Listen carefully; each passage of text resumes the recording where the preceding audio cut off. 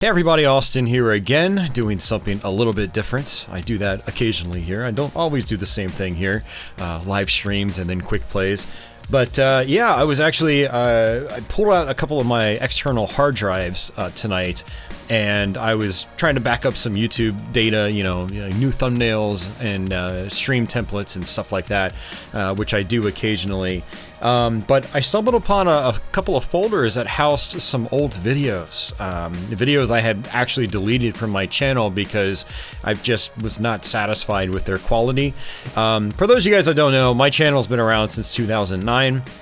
I uploaded my first video October 2009, and it was not very good quality, but, you know, I didn't really know what I was doing, as was the case with a lot of YouTubers back then. And, you know, my channel has evolved a lot since then, and I've learned a lot. I even speak a little bit better than I did back then. So, you know, I've evolved as an individual, and my channel has evolved as a result. And so after a point, a lot of my early content, first, you know, 2 to 3, 4 years, I just went through and deleted most of it, which honestly I regret now, but that's neither here nor there. What happened is I did find about a dozen or so videos from that 2009 to 2012 period, and I am going to share them with you guys right now, one by one, working our way back from the latest ones, which are probably, you know, late 2012, and working all the way back to, I think, what is actually probably my second or third video ever on YouTube, which is a Jaguar game from 2009. So should be a little bit interesting. If you've been a longtime fan of my channel, longtime follower of my channel, you will recognize some of this stuff. If you're new to my channel, feel free to watch this or skip around and watch the de-evolution in real time. We're gonna start with the 2012 stuff, which might be somewhat palatable, and then work our way back slowly to the 2009 stuff. So it's gonna get worse and worse as this video goes on. I am very much a proponent of, you know, acknowledging your history, and I do actually regret blowing away a lot of that content, because for one, I lost a lot of views in the process. Two, I just lost a lot of productivity. Like, I don't even remember a lot of the stuff I did anymore.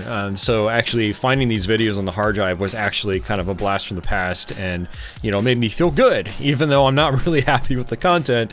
A lot of it is really bad, especially in the 2009 stuff, where it's shaky cam, and it's actually really physically hard to watch.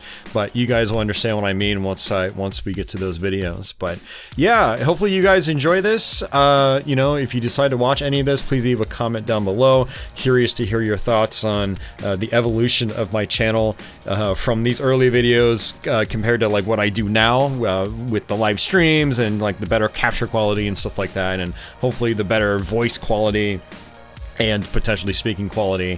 But yeah, hopefully you guys have fun watching this. I don't have any other old videos like this. I thought I did, and I just don't. I looked through multiple hard drives, and I think I used to have like CDR backups of some of this stuff too, and I think I pretty much tossed all of those. So unfortunately, this is all I have in terms of the old stuff. But yeah, hopefully you guys enjoy this. Anyway, yeah, here you go. Enjoy.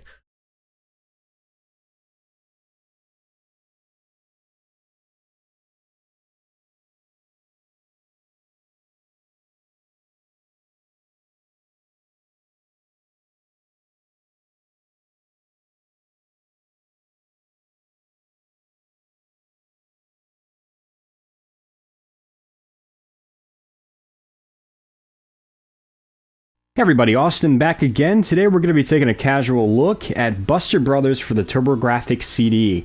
Now, Buster Brothers was originally an arcade game back in 1989, I believe, and it was a game made by Capcom, and it would later be ported to many systems, including the TurboGrafx CD, which I believe was actually developed by Hudson Soft. Which is kind of interesting is that apparently Buster Brothers, according to the Wikipedia article I browsed through real quick, was actually based on a game, or at least copied a concept from an old game by Hudson back in like 82 or 83 or something like that. So it's kind of interesting that Hudson, that kind of formulated this concept that Buster Brothers goes by, actually ended up doing the conversion to the TurboGrafx, which was kind of their home system at the time, later in 1993. Kind of interesting. So as you can see, Buster Brothers is an arcade-style game. Basically, the goal is to destroy all the bubbles that are on the screen, as well as, well, some enemies that might get in your way. It is one of those games where it's a one-hit death sort of deal, so touching any enemy, any bubbles, any of the other special enemies that come in on screen, and you die instantly. It's very arcade-style like that. Well, hence it was an arcade game. When you hit start, you can either do one player or two player. Two players, it's basically playing through the normal arcade game, but with two people instead of one. And it is two players at the same time, which is really nice. But once you get into the main game, you've got this map selection screen. And basically the goal is to get from point A to point B. And point B is on the left-hand side of the map. As the map progresses, the difficulty in the game increases until it's almost nearly impossible to complete. Apparently the game is extremely difficult at later stages in the game. But that's basically it. It's simple arcade style action in a simple arcade style setup. When you start your game, you can start on the first level, you can go to the second level, third level, etc. until you're about halfway through the game. You can actually jump ahead to about halfway through the game if you want to start or get a head start. There's actually no password save system as far as I'm aware, so once you get a game over in the later stages, you got to go back to the beginning and start over as far as I'm aware. So we're going to go ahead and start on stage 1 so I can just sort of explain how the game works. It's not a very complicated game at all, and again, it's arcade style. It's what you would expect from a late 80s arcade game. It's not terribly complicated. Not many games from that time period, at least in the arcade realm, were terribly complicated. Most were very simplistic, most revolved around 2 or 3 buttons at most, and most, well, involved a lot of button mashing, and just that was about it. Big enemies, big booming sounds, some nice graphics, and just really fast-paced gameplay where you had to keep very focused. That's what the arcade games of the late 80s was like for the most part. So basically what you do in Buster Brothers, again, you try to destroy the bubbles, and you can destroy other objects, and you can also destroy other enemies that you'll see coming in the screen, like this little crab right there. You can destroy him, and there's a bee. Those enemies are not actually required in order to progress to the next stage. Actually, the way to progress to the next stage is by destroying the bubbles. That's the only way to progress on. Now, basically, you have these sort of hooks, and you shoot them up the screen. Initially, you can only shoot one at a time. However, you can get some you can get some power-ups that allow you to shoot multiples at one time. You get these hook ones that'll actually shoot up, and they will essentially just get stuck on a wall. And oh, it ran out. Forgot your power-ups are limited to a degree. They run out after time. But the hook will actually go up, get stuck in a wall, and it'll stay there. If an enemy touches basically the string on your hook, it'll actually damage them. So you don't actually have to hit them directly like that. So that's a direct hit. That's obviously a missed hit. That's a direct hit, that's a direct hit, and those are direct hits. You can actually allow them to run into the string, and that damages them as well. Now, when you don't have the hook power up, you actually sort of have to time that, because once it hits the wall, it disappears. So you have to make sure they run into the hook before it touches the wall above.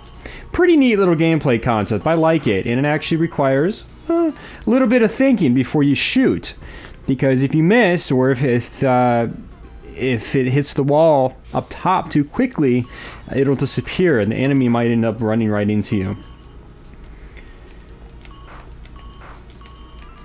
You've got a dynamite power-up, which basically just destroys them. You've got the timer I just picked up, which gives you extra time. And yeah, that's basically Buster Brothers in a nutshell. It's actually a really fun game. It's kind of simple to learn. It's one of those games that's simple to learn, difficult to master. And it also makes a really good two-player game. It's a lot of fun in two-player mode if you can find someone to play with you. So here's that hook power-up I was telling you about. Oops. Oh, there it is again. Just let it hook up into the ceiling, and it literally just sits there. So this crab will just run right into it, like so. You can play really safe like that if you want to. It's pretty cool.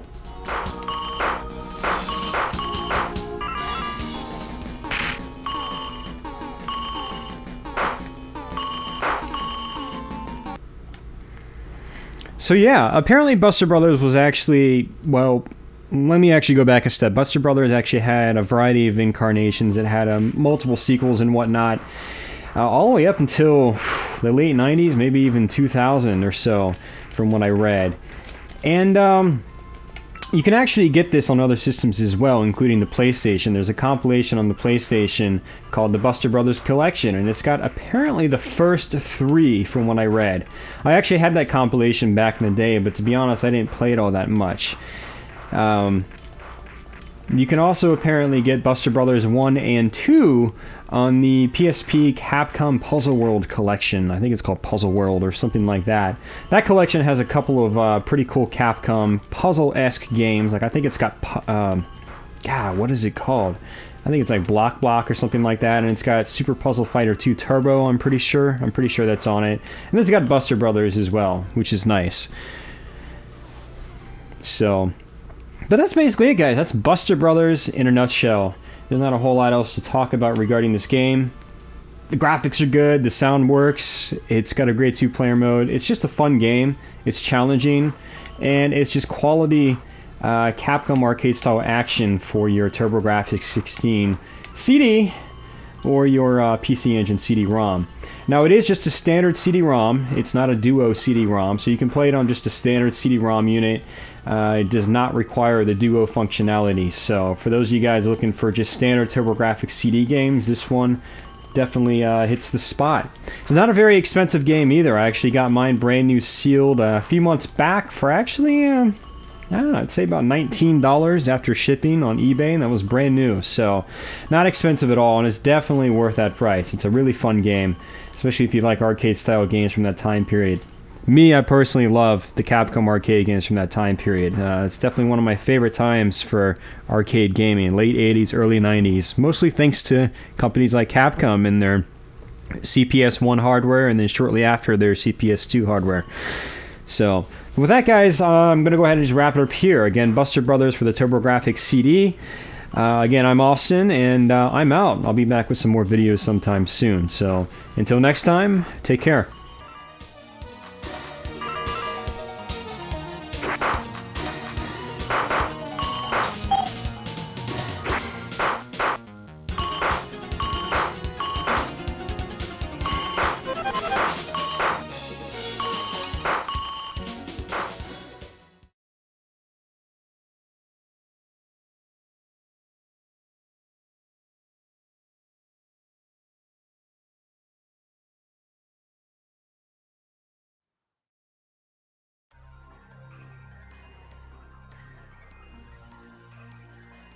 Hey everyone, Austin back again. Today we're going to be taking a look at RayStorm for the PC. That's right, the PC of all platforms. RayStorm has been ported to a variety of platforms over the years. First, the Sony PlayStation, and then the Sega Saturn in Japan. It would later be included in the Taito Legends Volume 2 arcade compilation for a variety of platforms, and would also have a later modern revision for the Xbox 360. For the record, it's the prequel to Ray Crisis, which is also released in the arcades and on PlayStation.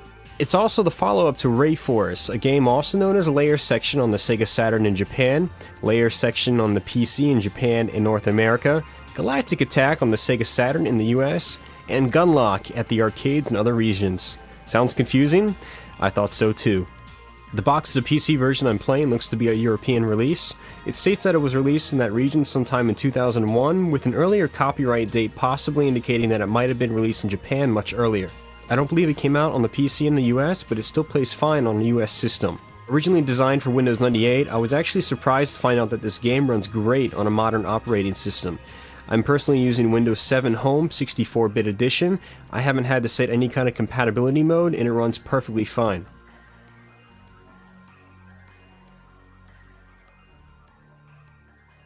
So, for those of you guys that haven't played it before, I'm sure you want to know what it's all about.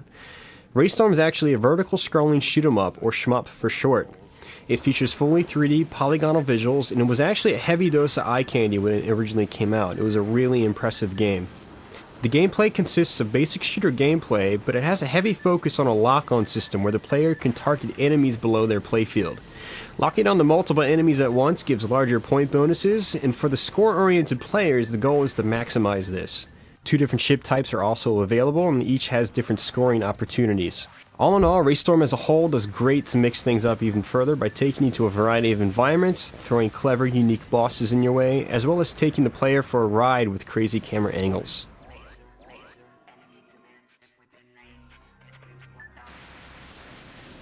Alright, now for you guys that have played some version of RayStorm before, I'm sure you want to know how this version stacks up compared to the other ones available. The PlayStation version is the main port that everyone really relates to, so I'm going to just compare it to that one only.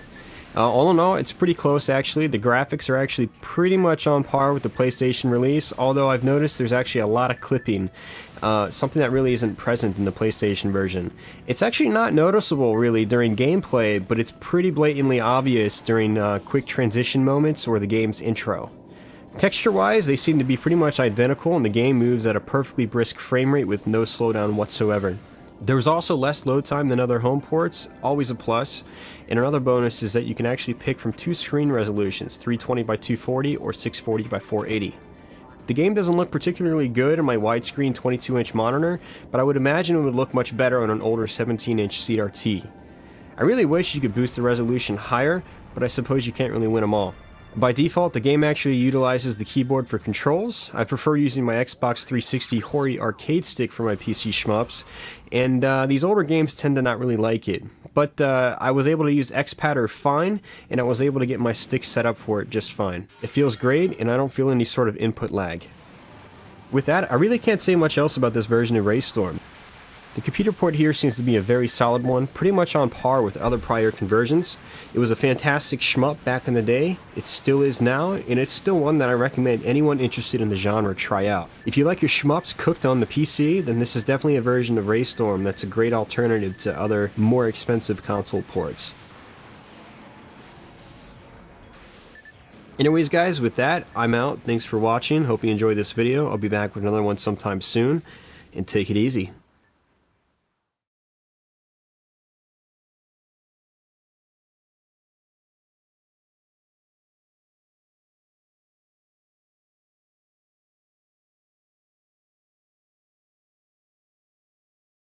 Hey guys, Austin back again with a very brief overview of Pataank for the 3DO. Have you ever wanted a pinball game without flippers? If so, then Pataank is for you.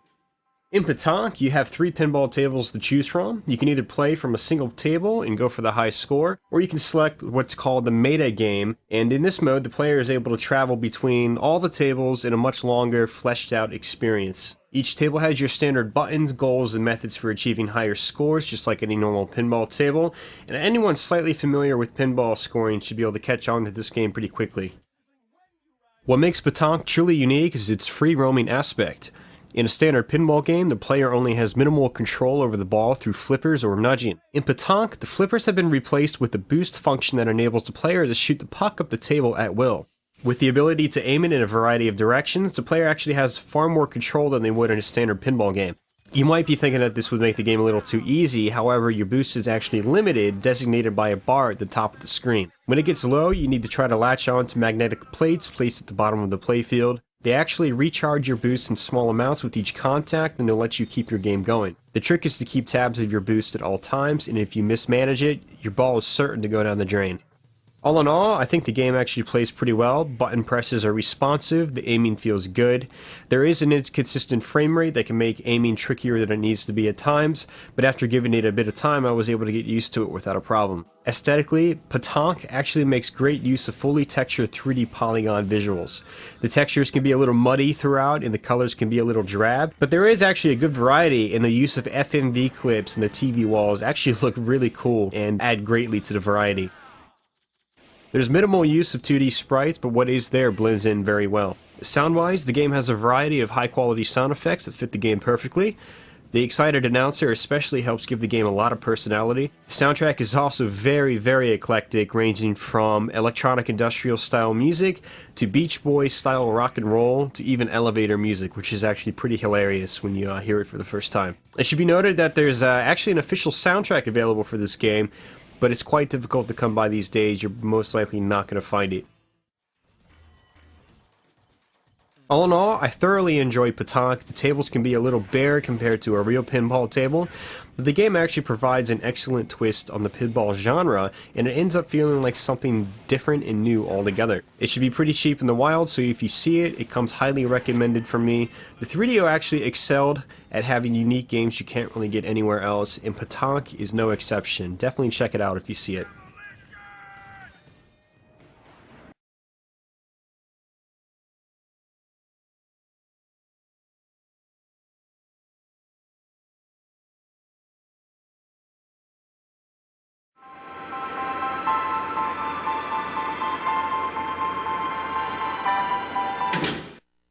Welcome to the Carnival O' Love. In this level, your objective is To set the heart on fire! to do this, you will need to collect tickets, ride the Tunnel of Love, and hit the love meter to advance your romance level. From clammy to sizzling! If you are sizzling when you ride the Tunnel of Love, you will set the heart on fire. Lane lights advance multipliers, Magnetos help you navigate! and the drain takes away your pucks.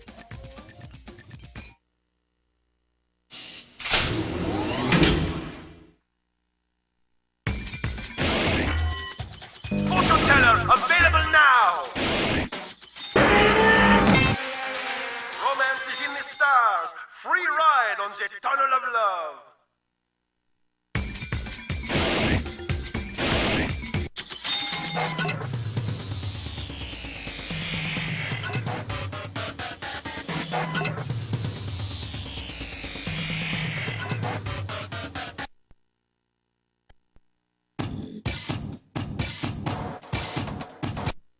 Let's hit the beach! Bitches! Ooh, looking good!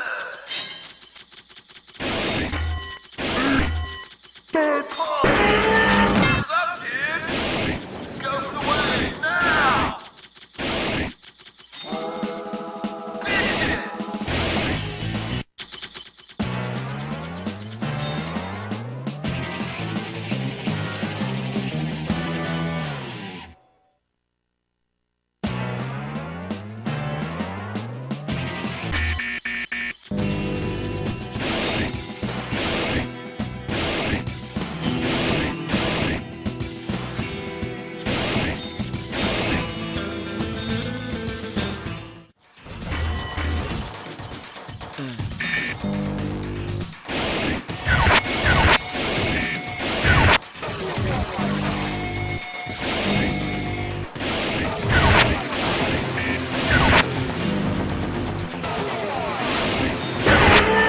The left ramp now!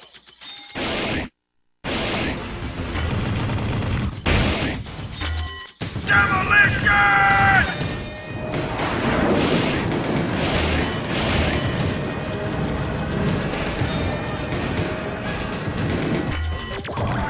Bonus multiplier increased!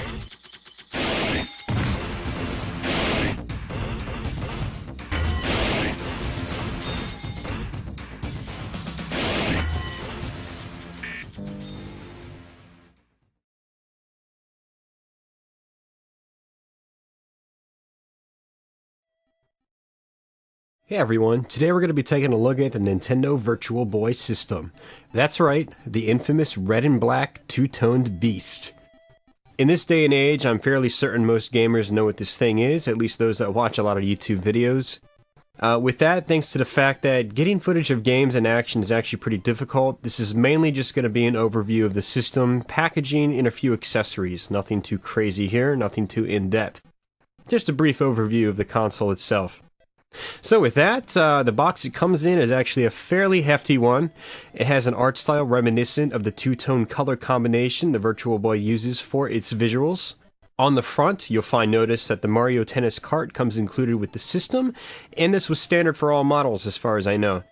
Also on the front is an advertisement for 6 free AA batteries, which the system takes by default. I don't think Nintendo is still running this promotion, but that would be cool if they did.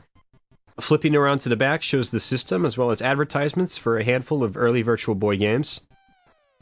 Opening up the box reveals somewhat flimsy packaging material, almost kind of like the cardboard paper-like material used in the Atari Jaguar box. Regardless, it has slots for every piece included with the system, and for you collectors out there, it's actually designed well enough to where putting everything back is actually pretty easy. The main package here actually includes the instruction manual, the controller with the AA battery pack, the Mario Tennis cart with instructions, the system stand, and of course the Virtual Boy head unit with the visor and protector. The visor detaches pretty easily from the system, and if you damage it, you can actually get it replaced pretty easily if necessary. Setting up the stand is pretty simple as well, and after attaching the Virtual Boy to it, there's a knob on the side which lets you tilt the head unit to your liking. Just a quick note though, to be careful with these stands. If you do a quick search on eBay, you'll see that there are lots of broken stands on there by sellers that really don't know what they're doing, indicating that these things are pretty fragile if not treated properly. On the underside of the system, you're going to find your controller port, a headphone jack with volume control, the cartridge slot, and an extension port. Unfortunately, no cable was ever released for the extension port, and there weren't any official games that supported this as far as I know. There actually is a way to make a custom cable for it, and there might actually be a homebrew or two that takes advantage of that, but again, I'm not sure, haven't really looked into it too much. On the top of the system, you have various other adjustments for the two monochromatic screens inside the unit. There are also two slits on top of the unit which act as a temporary storage for your cartridge sleeves when a game is inserted into the system.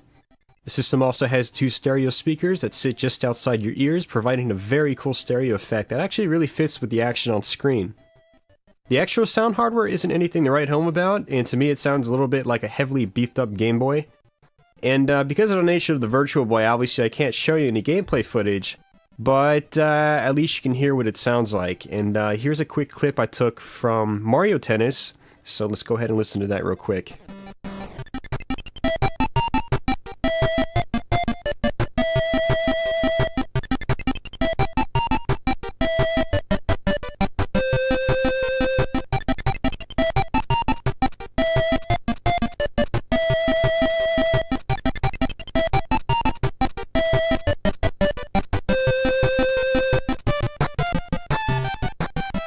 Alright, so the Virtual Boy controller itself is of interesting design, housing two D-pads reminiscent of the modern day dual analog setup. The start and select buttons are near the left D-pad, and the A and B buttons are near the right one.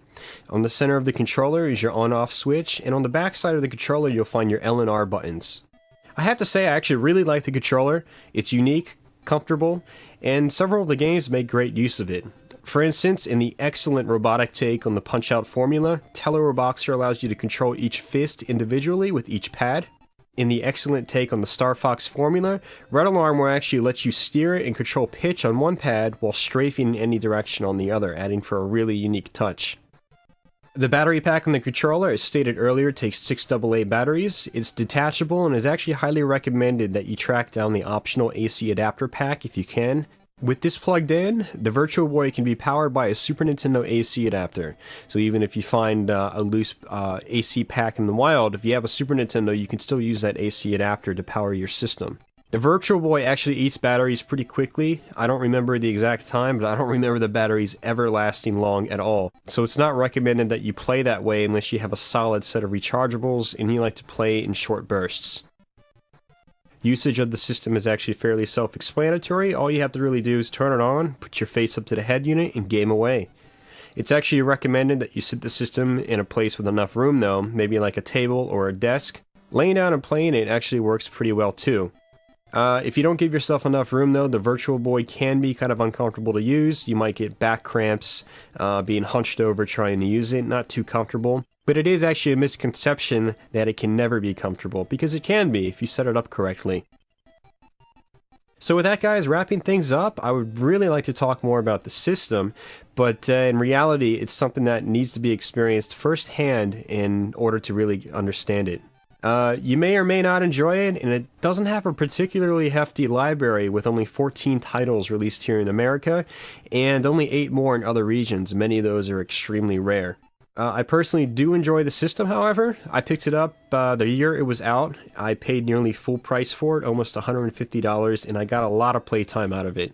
Granted, I was a kid and had a lot of time on my hands, but I played the hell out of my Virtual Boy. What is there in its small library, I do personally find enjoyable, and the 3D effect actually still works really well. And due to the nature of the system, there's actually a much greater in-your-face feel than you get from newer 3D-based hardware, including Nintendo's own 3DS. The red and black visuals it puts out could be a little uncomfortable in my aging eyes, but after giving it some time these days, I'm able to adjust to it. The only serious complaint I have these days is that the prices of the system have really shot up. It's going to cost you a good bit to get a nice complete and boxed one, not to mention one that's in really good condition, unlike the one with the crippled manual that I have. Also, the mirrors inside the units are pretty fragile, and the cabling attached to them tends to come loose over the time, which causes screen issues. Fixing these can be a little problematic if you don't have the proper technical know-how. Anyways, with that though, I still think it's a great system. Definitely check it out if you're the curious type. Thanks for watching. I hope we found this video to be useful, interesting, educational, entertaining, or at least an okay time killer. I'll be back with another video sometime soon, so until then, take it easy.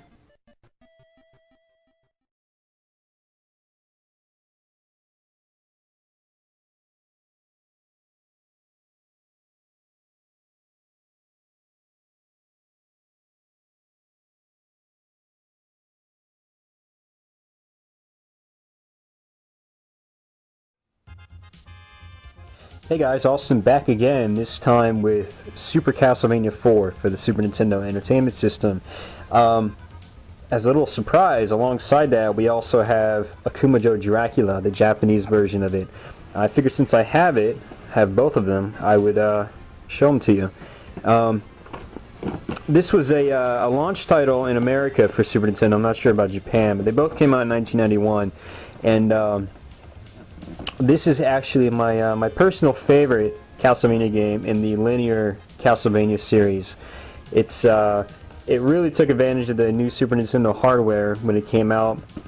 Took advantage of all the new sound hardware, sound channels, all the built-in scaling effects, and all the bright colors and this and that, and large sprites and everything. It really took advantage of all that, and in my opinion, it's still one of the most impressive Super Nintendo games there is.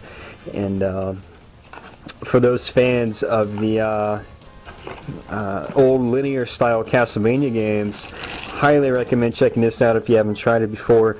Definitely one of the best in this line of Castlevania games in my opinion. But here's just the instruction manuals. This is actually an original copy of the Super Nintendo version. You'll notice the manual is actually in color, and this game was actually re-released. It was a Majesco re-release down the road when Majesco started publishing or re-releasing Super Nintendo games.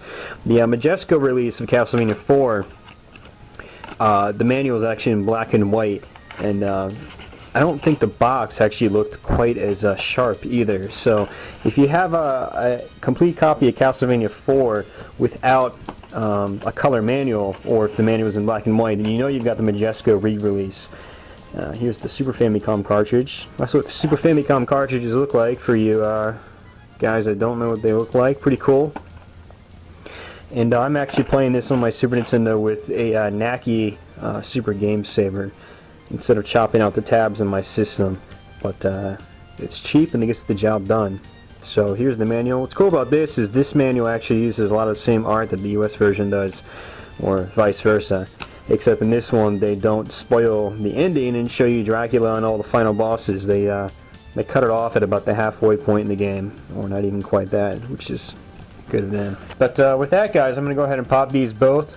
Well, I'm going to pop this one into the Super Nintendo, and then after I'm done talking about that, I'm going to go ahead and show you guys some gameplay footage and some differences between both of these versions. There's some cool little differences that fans probably already know about, but to the new viewer you probably don't, and I think it'll be cool for you to see. But alright. Alright, here we go. Castlevania 4 for the Super Nintendo. One thing that should be noted is when you boot this game up, it always takes a moment for that Konami screen to actually come up.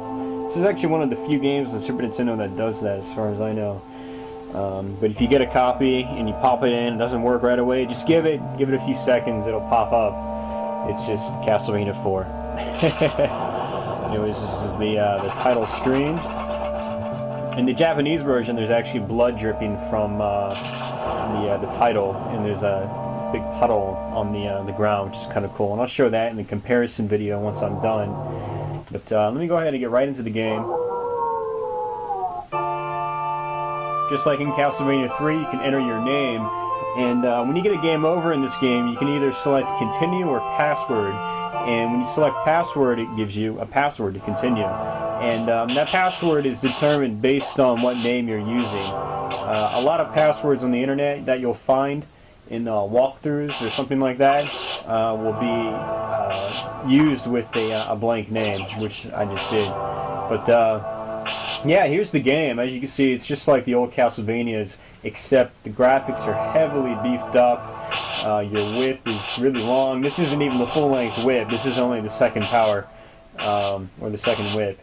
One of the new things you can do in this game is crawl, which you actually make use of later on in the game. And you can whip in every direction. Almost every direction.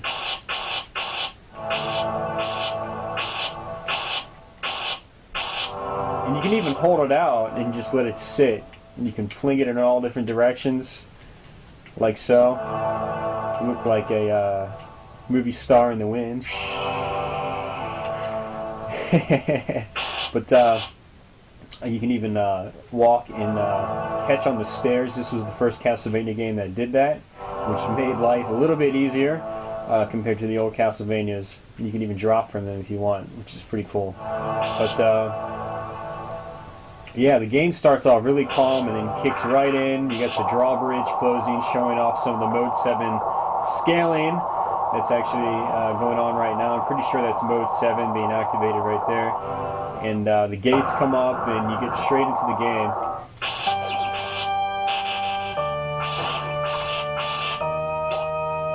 Like I already mentioned, or at least I think I did, my memory's kind of bad lately, sprites are huge in this game. When this game came out, it was a massive step up from what we were used to in the 8-bit Nintendo.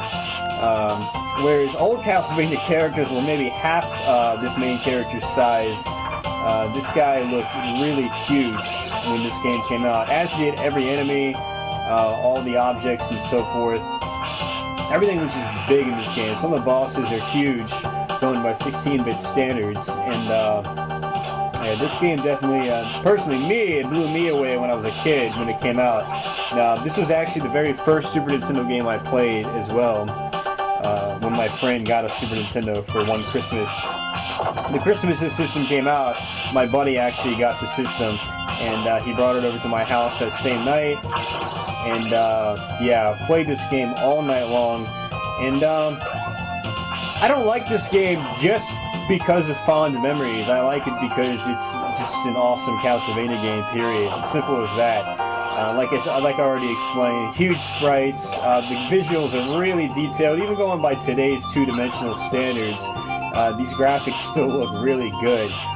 Some of the sprites don't animate the best by today's standards, but just detail-wise, there's a lot of layers in the background that are constantly moving.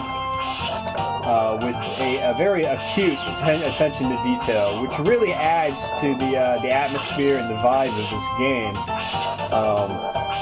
Which even in later games like Castlevania Bloodlines and Dracula X for the Turbo Duo, they looked fantastic in their own right, but they weren't still as detailed as this version. Something was lost in the translation, either just the hardware, or Konami was just going for something different or a little more simplistic. But needless to say, this is by far the most, I don't know, large and big and detailed linear Castlevania game that there is. And still holds up great today for you guys that are fans of the old style Castlevania games.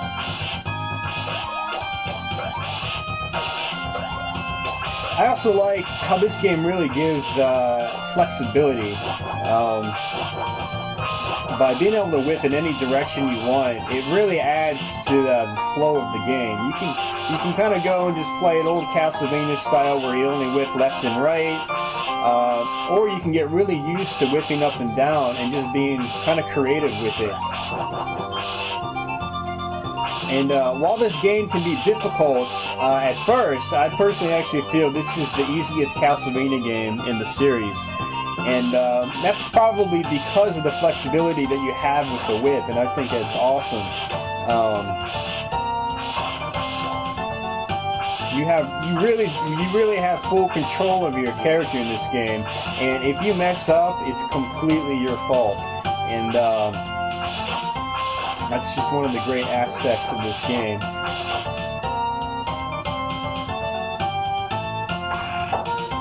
I just realized there's a cross in the background there in the Japanese version, but it's not here in the Super Nintendo American version, which I did not see denoted online, so I'll have to post that on the forums or something, but that's pretty cool. But let me go ahead and get to this first boss fight here, and after I beat him, I'll go ahead and chop it off and just show you guys some straight up gameplay footage without me talking, and I'll do some comparisons to the Japanese version, which I showed you earlier in the video.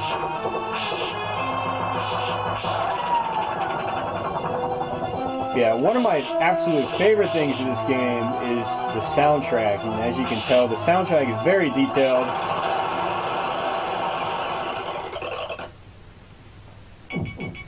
It uses a lot of symphonic elements, but later in the game there are actually some kind of groovy, funky beats, kind of jazzy, and it's a really eclectic, unique soundtrack, and it's definitely one of the most unique soundtracks a Castlevania game has ever had, even up there probably with games like Symphony of the Night.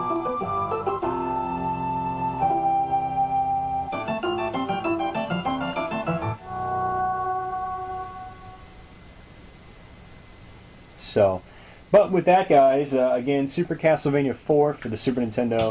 Not really sure what else to say. If you like old school linear action games that are pretty straightforward, like the original Castlevanias, I highly recommend this game. If you've never tried this out before, and if that's your style of game, you really owe it to yourself to try this one out. And again, it's not just because of fond memories I have as a kid playing this game. It's just a really good action game. Highly recommend it. It's really good on all fronts. Graphics, music, sound, controls are super tight. Yeah, just an all-out awesome game. Highly recommend it. But with that, guys, I'm going to leave you with, well, that, and go ahead and show you some gameplay footage. So I want to say thanks for watching, and again, this is the month of October, doing lots of Castlevania videos, so I'll be back in a couple of days with yet another Castlevania game. So take it easy, guys. Thanks for watching again.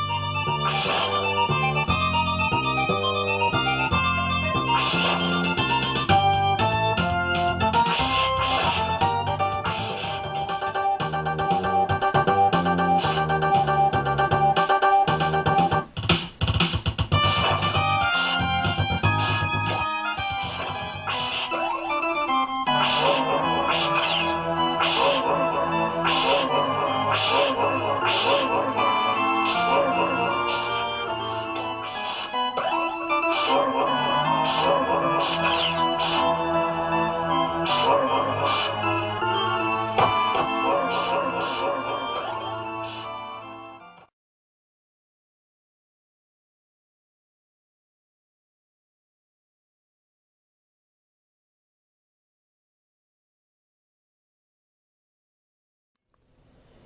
guys, Austin here with another system overview video. This time it's the Sega CD Model 2. The Sega CD is an attachment for the Sega Genesis. This specific version, the Model 2, is designed to go hand in hand with the Genesis Model 2. However, it'll work on the Genesis Model 1 just fine. It doesn't really matter. The original Sega CD itself came out in 1991 in Japan, came out in 1992 in America, I believe 1993 in other parts of the world. But in 1993, in the US, Sega decided to redo their art, styling, their branding, and so forth, and they redesigned the Genesis, which is this Model 2 right here that you see. They decided to do the Sega CD as well, to go ahead and fit that. So what we have here is in 1993, the Sega CD Model 2. Came packaged with the semi-popular full-motion video game Sewer Shark. Let me go ahead and show you the box. Here's the top part I've already shown you. Here's the sides. Don't mind the stuff on the inside. So, the good old blue striped backgrounds, which the game cases also have. And one last good look at the front. $229. Sewer Shark. So let's go ahead and flip this over to the back. That's what the back of the box looks like. So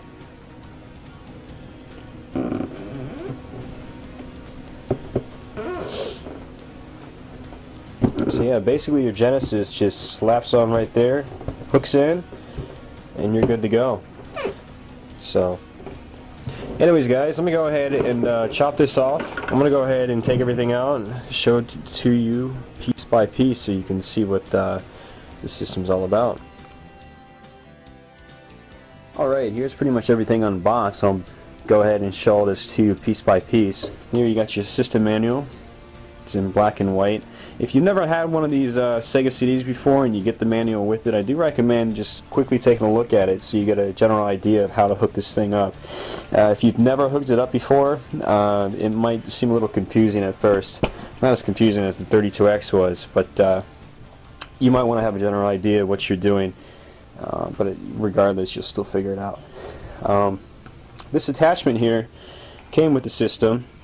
And what it does, it actually sits next to the Sega CD for the Genesis 1. If you plug a Genesis 1 up to the Sega CD Model 2, because the Genesis 1 is longer, it actually hangs off the edge up to about here. And this piece right here extends that, which is pretty cool. So even though this is a remodeled system, it works perfectly fine on the Model 1. That's actually how I have it hooked up right now. I'm actually using my old Model 1. And it works perfectly fine. This little plate right here actually connects this to the Sega CD and makes it a firm, tight connection. Otherwise, this would just kind of like wobble there on the ground like that. But not entirely necessary, but I do recommend having it. It makes things a hell of a lot easier on you. This version comes with these clips right here, which I actually had no idea what these did until now. Apparently these hook on, this one hooks onto the back of your Genesis system, and this one hooks into your expansion bay on your Genesis. I guess it makes a tighter connection from your Genesis to the Sega CD on this slot right here, but they're not necessary at all. I've never hooked them up before, which is why I never even knew what these did. So, but if you have these, then or if you're looking for a complete system or complete getup, you want to make sure you have these. Here's the AC adapter. It's just like a regular Genesis 1 adapter. It's pretty much the exact same thing, same size, same logos and everything. I believe this is the exact same voltage too, and they're probably swappable. You can probably use this on a regular Genesis 1 if you really wanted to. Here is the Sega CD itself. That's where your Genesis goes. That's the expansion, or the port where your expansion slot from your Genesis hooks into, and that's the Sega CD itself. Very sleek looking system in my opinion. I've always really liked the Sega CD, and it looks, well, very nice when it's hooked up to a Genesis 2 unit. They're kind of made to go hand in hand, as you can see in that picture right there. They're kind of both designed with the same motive in mind. But you got your eject button right here. Tray just comes up automatically, which is nice. Let's go ahead and take a look on the back side. Here we go. One of my favorite things about this is that it has stereo audio ports on the back of the system.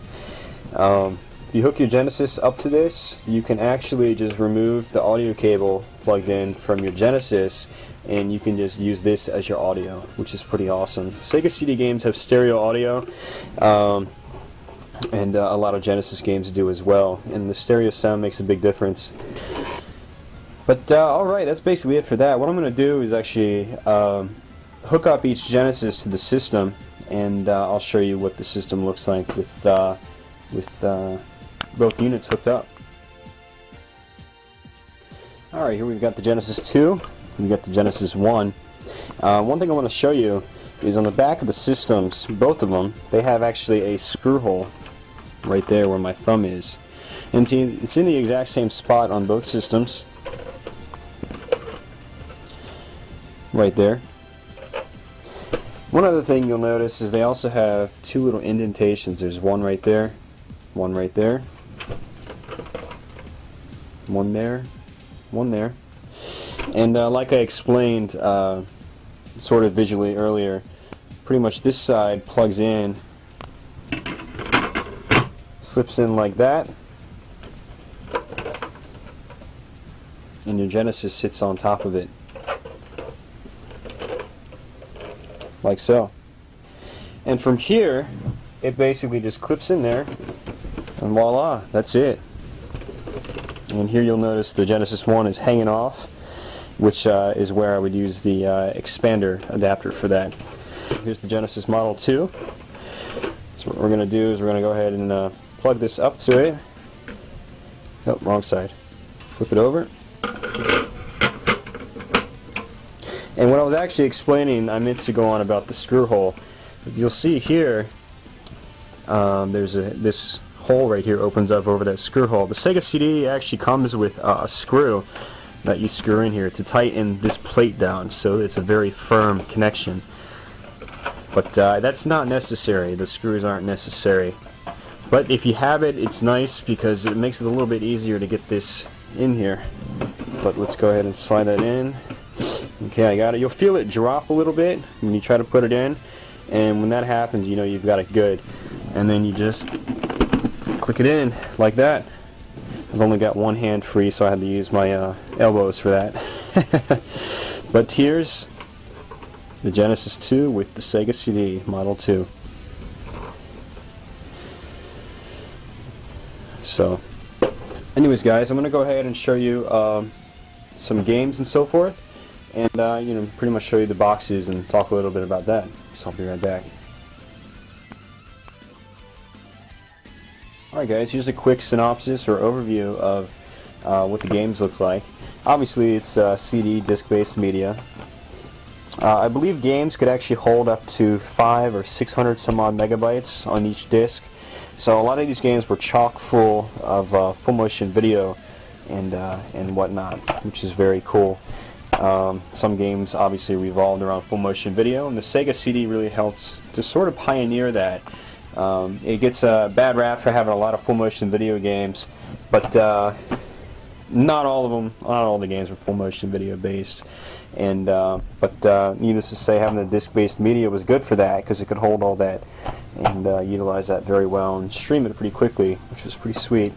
But these are different types of boxes from, I guess, all generations of the Sega CD in America. These right here were pretty much pack-ins for the original Genesis, or not original Genesis, but original Sega CD Model 1. So you had some games in like little cases like these, which is pretty cool. Here's the awesome Sega Classics and Sherlock Holmes pack, like so. The Sega Classics has games like Golden Axe, Columns, etc. And here's another dual package with the CD plus G disc, which the Sega CD has capabilities of. You can pop in CD plus G discs into it, and it works. So I actually tried that out not too long ago, and it's interesting considering Sega implemented that in like 1991 in Japan. But here's the original Sega CD Model 1 box styling before Sega went to the old striped motive. But old Sega CD games came in, these cardboard boxes, and they're actually notorious for not holding up very well. They crush very easily, as you can see. This Batman Returns, which is kind of unfortunate. This is actually one of my favorite games in the system, and I have a really nasty looking box. But there you go. These cardboard box games came in different colors. There was no single color code or color coordination or anything like that. And inside that, the games came in generic CD cases with generally generic looking discs. And the manual came like so. Later, when Sega redesigned the art styling for the Sega CD, they brought out the infamous, easily breakable, big, massive jewel cases.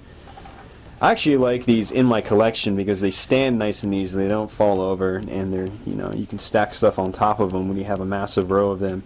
But the hinges are notorious for breaking, and if you accidentally drop this or something falls on top of it, you'll crack the case very easily. And it's getting harder to find clean ones that you can replace them with. As you can see there's actually a crack in it on mine. So, but these cases were also used for Saturn games later on and early PlayStation 1 games.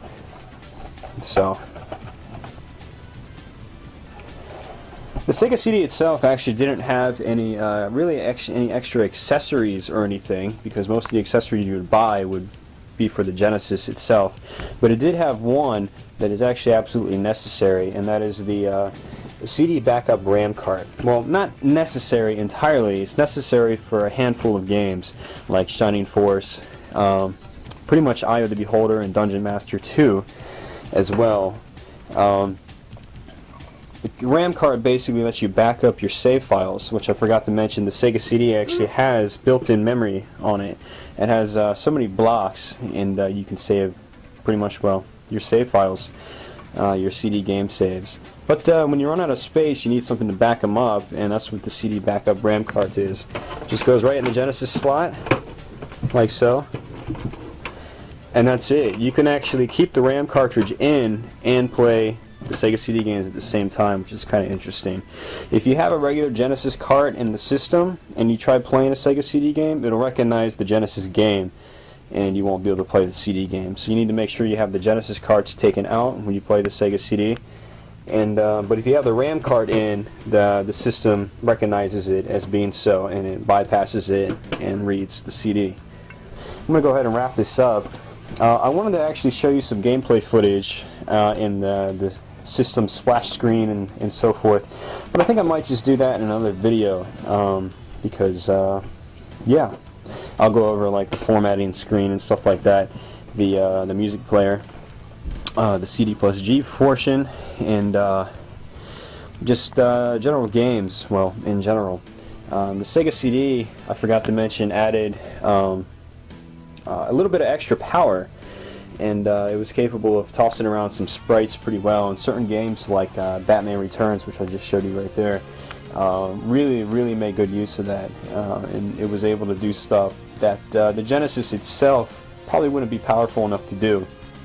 The Sega CD does have an extra 68,000 chip in it on top of the Genesis's one that's already in there. So, and it also has extra memory, RAM, and so needless to say, when games were on the Sega CD were developed to take advantage of the power of both systems together, you can definitely get some stuff that you wouldn't be able to do on just the cartridge or the regular Genesis by itself. So very cool. A lot of games did take advantage of, you know, mostly just full motion video, but other games just took advantage of that raw power, like Sonic CD and certain elements of Batman Returns and so forth.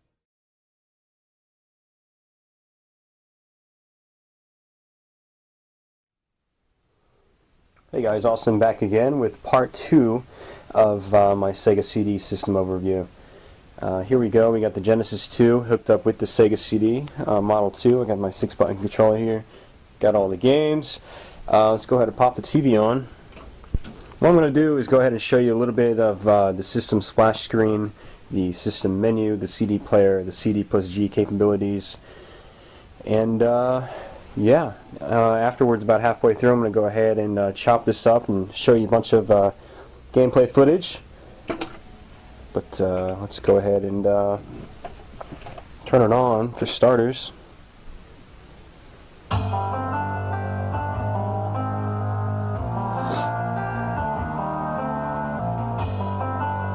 So that's basically it. The Sega CD Model 2 actually has an enhanced splash screen right here with the Sega CD logo.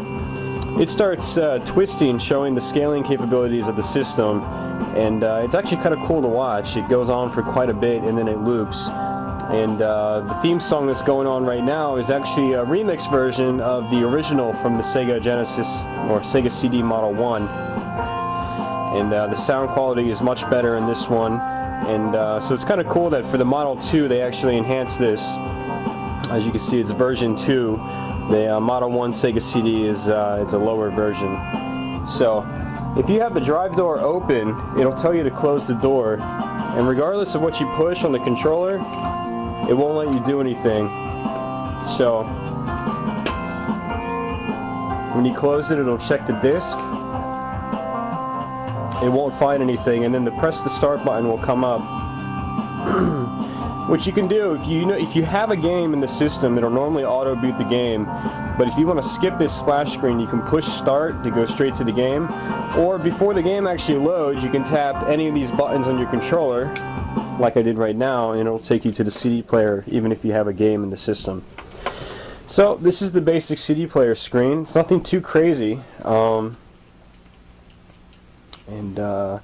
Yeah, it's not going to let me do anything because there's no disc in there. But let me go ahead and pop something in. I'm going to start off with the rock paintings.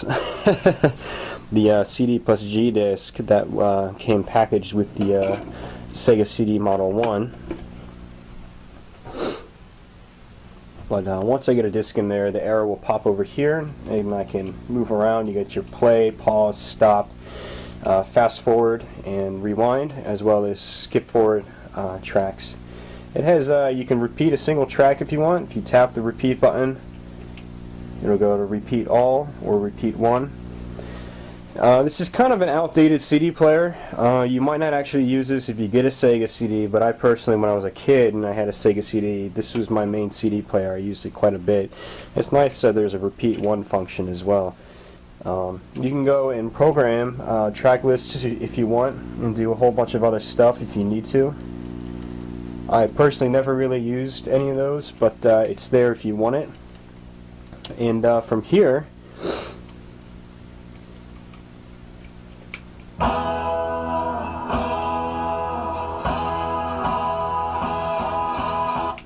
that's just it playing. Remember, this is was a free pack-in disc from Sega,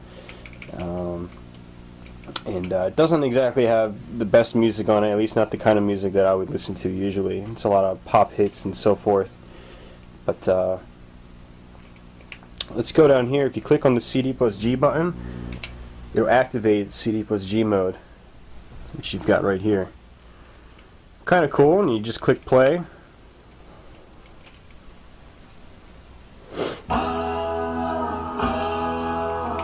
Press B to clear the menu or bring it back up.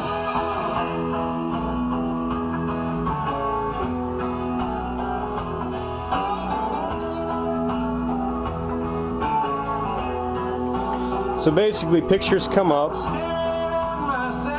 the lyrics come up as well, And yeah, that's basically it. That's pretty much CD plus G.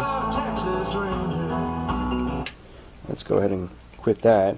And if you want to turn it off, you just click on it and it'll go back to the regular CD player screen. Let me go ahead and take this one out. That's just a demonstration of that. You're probably saying to yourself, uh-oh, Austin secretly jams out to country music in his spare time on his Sega CD with CD plus G visuals. No, that's not the case. But let's go ahead and pop a game in, and I'll show you what happens when you put a game in from this screen. Two extra options are going to come up. It's going to give you an option to actually play the CD-ROM, or what I'm going to do first is show you the memory portion. This is how you manage your save files and so forth. The Sega CD has 125 blocks on it. Some save files are as small as 1 or 2 blocks. Like I think the Eternal Champion save file is like 1 or 2 blocks. It's crazy. Other games, however, take up a lot more. But basically from here, you just tap a button, and you have a couple options here. You can format the system.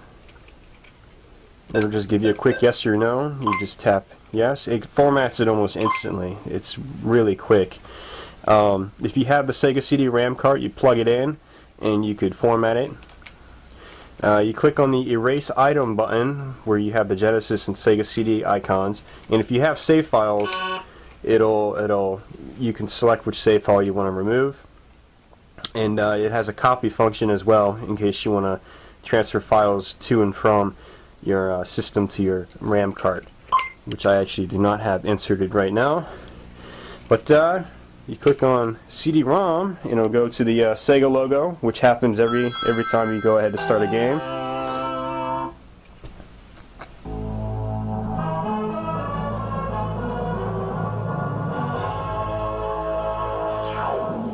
Unfortunately, I have this hooked up with an RF switch, so the video and sound quality isn't the best right now. I still haven't managed to get an AV cable for my Genesis, so sorry about that, but you get the general idea of pretty much what's going on here. The Sega CD actually had a limited amount of display colors, and so full motion video can look a little grainy sometimes, but it gets the job done, and in the instance of that logo, it actually comes in pretty smoothly, which is pretty cool. But so that's basically it, guys. There's not too much else to show you from this point. So what I'm going to do, I got about 7 minutes left until this video is going to run out. So I'm going to go ahead and record a bunch of footage, and I'm going to chop it up and let you guys see what some other games are like on the Sega CD. So anyways, with that, I'll be back in a few moments.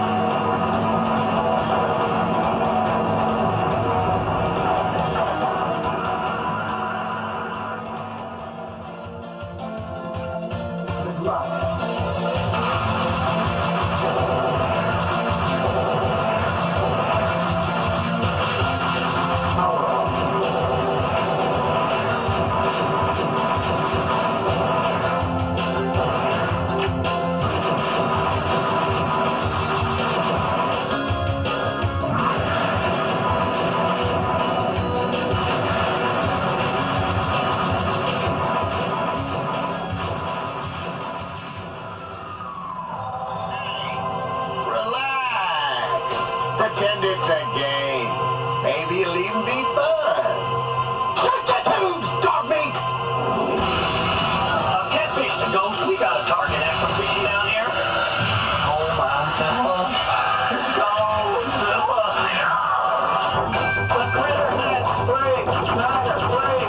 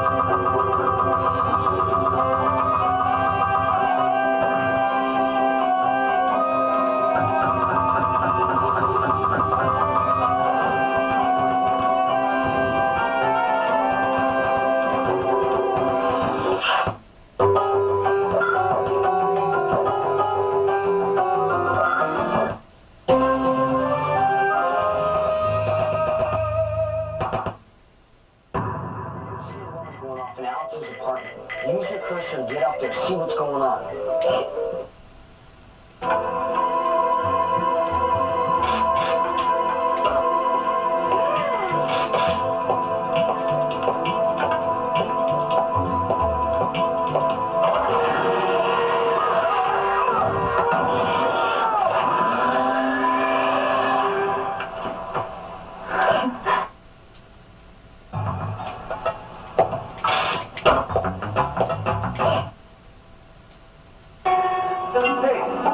Stop!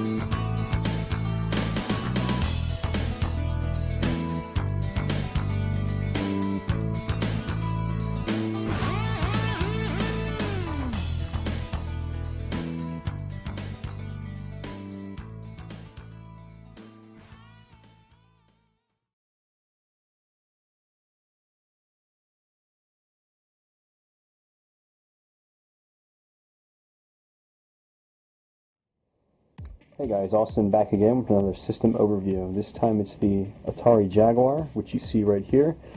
This was Atari's final gaming console. It came out in the very end of 1993 in select cities, and then it came out nationwide in early 1994. Again, like I said, this is Atari Corporation's final gaming system. It lasted about a little over 2 years officially by Atari before they abandoned it, and then it was later supported and picked up, or I should say supported anyways, further by companies like Telegames. The Jaguar, even after it died, eventually spawned a pretty strong homebrew scene, which still goes on today in 2010. And yeah, it's a cartridge-based system. Here's the box. It's actually got a kind of a cool logo. I've always personally liked the Jaguar logo. I don't know, it's always looked like the cool system, the glaring eyes of the cat. It's pretty sweet. It was touted as a 64-bit system. I'm not going to go into whether it was actually 64-bit or not. That's not really what this overview is about.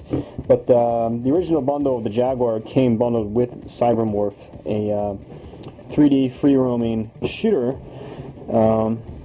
free pack-in. There's the other side of the box. I'm just showing you all the sides, like I do in all my videos. There you go. Oops, that's coming undone. And here's the back, like so. So if you guys have never seen a Jaguar in person, or if you've never seen a boxed one in person anyways, this is pretty much what it looks like. I think there may have been one other variation of the system box. I think this is one of the later variations because it's demonstrated in the Jaguar CD-ROM peripheral attachment. But yeah, that's basically it. Let me go ahead and unbox this thing. I'm going to cut this off real quick and I'll show you the system piece by piece. Alright, here's the basic system package completely unboxed. As you can see, it comes housed in this sort of foam paper kind of material. It actually rips pretty easily for you collectors out there. It's not a very durable kind of material. These will wear out over time. The system came packed with Cybermorph, like I said. These are what the cartridges look like. Pretty cool looking cartridges. They have a little handle there to make pulling the games out a little bit easier, like so. Unfortunately, there's no label on the top side, so it's a little difficult, searching for your loose titles in your collection, but regardless, still pretty cool looking cartridges in my opinion. Here's your controller. It has sort of a recessed D-pad, and likewise with the buttons. I personally actually really like this controller. It's fairly comfortable, it's big, but it fits nicely in the palm of your hands, and the button pad is nice for games like Doom and Iron Soldier and so forth. And this is the official system manual. Nothing too big, pretty much just shows you how to hook the system up and shows you what the peripherals are. The default package came with the RF switch box, like so, nothing too special. Optionally, you had your AV cables. These were actually sold separately. S-video cables were also made available. And supposedly the Jaguar's picture looks really good with an S-video setup. And there's your AC adapter, nothing too crazy, your typical brick. Anyways, last but not least, this is the console itself. Pretty sleek looking little gaming system in my opinion. It's always looked pretty slick to me. Some people don't like the style of it, but I personally dig it. And there's your cartridge slot. There's no cover to it, as you can tell. And you got two controller ports in the front, red power button right there, and that little LED lights up. You flip it around to the back. There's your AC adapter port.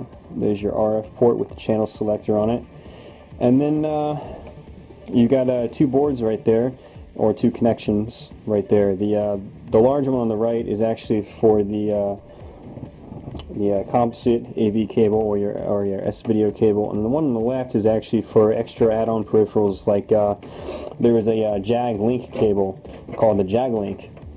It would actually plug into that slot, and it would have pretty much a phone jack on the back of it, and that's how you can network your Jaguars together or do direct link gameplay.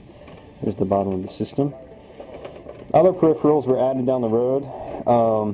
way after Atari's demise, such as the cat box. It actually plugs into the back here, and the cat box actually takes up probably about that much space, if I remember correctly, and it adds a whole bunch of outputs on it. It has stereo output, mono output, it has RGB output, VGA output, all that good stuff, as well as true network connectivity, where you can actually link up more than 2 Jaguars together for multiplayer gameplay. I'm not sure exactly how many games supported that, but I know that Battlesphere, which was a late release or homebrew game that came out in I think it was 2000, correct me if I'm wrong, that supported 32 players. And then Air Cars, released by ICD, who also put out the cat box, I believe they did anyways, that was 32 players or something like that as well. It was more than 2 players at least. So, but that's basically the system setup right there.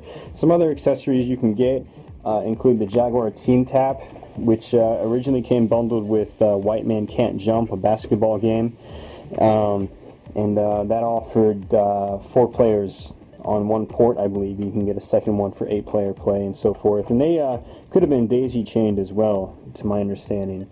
I don't think any games actually supported that, though, the daisy-chaining function. Jaguar also had a CD-ROM attachment. I'm not going to go too far into detail on that. That's going to be saved for another system overview down the road. But let me go ahead and chop this portion of the video off, and I'm going to show you what some of the game boxes and so forth look like and how games came packaged. Alright guys, here we go. These are pretty much what the games came packaged in. Pretty much standard cardboard style boxes, much like Super Nintendo games in a way, where they come in a fairly rectangular box, like so. Nice and colorful, and each box actually has typically 3 languages. I'm assuming they release the exact same boxes overseas in places like Europe. And early Jaguar games actually only have everything in 1 language, surprisingly. Not every game has a multilingual box. But games came packaged much like Super Nintendo games in these white cardboard sleeves. The standard style for instruction booklets were black and white. I don't know if there were actually any color manuals. I just looked through most of my games and they were all black and white. That was pretty much the standard. Some games had these extra flyers and so forth, like this advertisement for the Jaguar Official Gamer's Guide. This is actually a really good strategy guide, and I don't think it's too expensive these days. So if you want to get into the Jaguar, I highly recommend picking up this guide. You will not be disappointed with that. And there's your standard registration card. Atari Corporation, P.O. Box 61657, Sunnyvale, California. Man, those were the days. They are not around anymore, not Atari Corporation anyways. Atari is just used as a namesake these days. Essentially, when Atari bailed on the Jaguar, they sold the system to JTS, I believe, and eventually JTS, or they sold their namesake to JTS, and then JTS eventually sold the Atari namesake over to Hasbro for a mere sum of money. And but yeah, that's the side of the point. I'm talking about the boxes right here. That's what I should be talking about. But that's a little bit of Jaguar history for you right there. But here's Iron Soldier. I wanted to go over 2 more things before I cut this off. The very early launch games, there was like 5 or 6 games, I believe, for the launch titles for the system. They actually came in dark black cartridges. And later games after that were gray cartridges. I don't know if you're going to be able to see the difference, but you see the one on the right is much lighter gray, and the cartridge on the left is actually dark black. Some other games, such as Iron Soldier, came with these keypad overlays, and they actually just slip right into the controller, like so.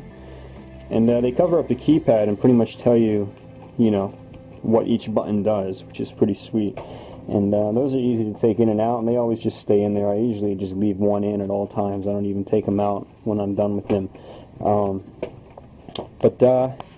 Yeah, that's about it, really. That's the Atari Jaguar, guys. I didn't go too deep into history and stuff like that, but that's not really what this is about. This is just kind of an overview of the system. I actually personally really like the Jaguar system. it wasn't as impressive as systems like, you know, the Saturn and the PlayStation or N64 for the most part. But it had a small but solid library, in my opinion. It had a lot of really good 16-bit ports that are still really good. It had a lot of unique original titles, like so. It had a wide variety of games even. I mean, it had some puzzle games, it had some more realistic style mech games that are also exclusive to the system. And it has your typical arcade style racing games as well. All in all, I think it's a fun platform, and while you might not get as much playtime out of it as any other modern system you have, I do recommend picking this system up and learning more about it. It has a unique history and has some exclusives that you really won't be able to get anywhere else. So, anyways, with that, guys, I'm going to go ahead and cut this off. I hope you enjoyed this one. I'll be back with another video sometime soon. Take care.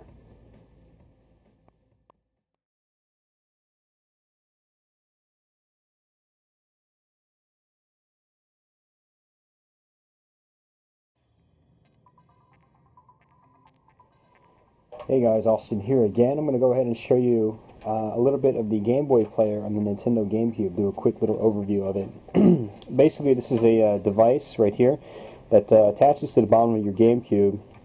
It allows you to play Game Boy games, Game Boy Color games, and Game Boy Advance games on the Nintendo GameCube. Plugs right into the expansion slot on your GameCube and slaps right in just like that. There's your cartridge slot for the games right there. Even has a little eject button on the side for you to pop your games out.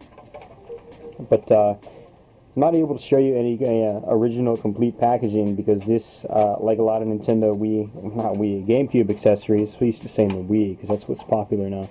A lot of GameCube accessories back then came in plastic packaging, and you had to cut them open with scissors, so there was really no point in holding on to those. What comes with the Game Boy player, though, aside from the actual attachment itself, is the Game Boy player startup disc, which comes in this little mini case. And this actually slides out like so. There's your disc.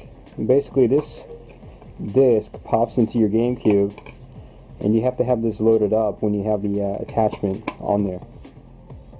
Here's a little instruction manual. Even has a memory card slot, which is kind of cool. But if you ever decide to get a Game Boy player, make sure you have this disc, otherwise it's not going to work. But on the bottom of your GameCube, where is it? I'm looking at the camera here. Yeah, on the bottom of your GameCube, you got your expansion slot right here, like so. And basically what happens is your Game Boy player just plugs right in, like so. Now there's a couple screws here that you can screw in. The purpose being, much like the old Sega CD actually, it's to tighten this into the GameCube so it's not loose and doesn't fall off like that. But it's not necessary if you don't plan on moving your GameCube. It'll work just fine like that. But yeah, like I said, it plays Game Boy Advance games. They plug right in just like that, and you press the eject button, and they pop up and come right out.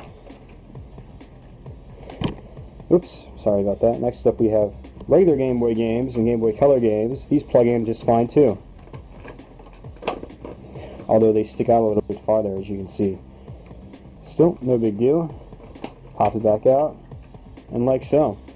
Anyways, give me a minute to hook this up, and I'll show you what it's like with Game Boy games being played on your television.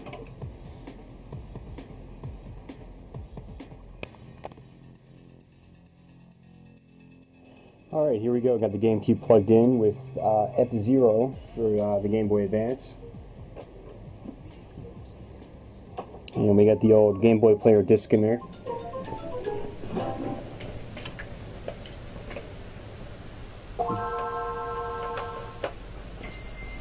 So it basically pops up just like you're playing a Game Boy Advance.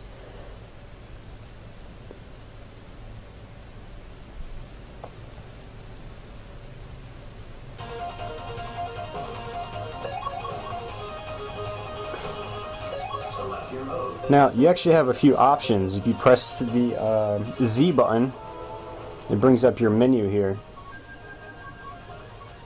You can change your backgrounds.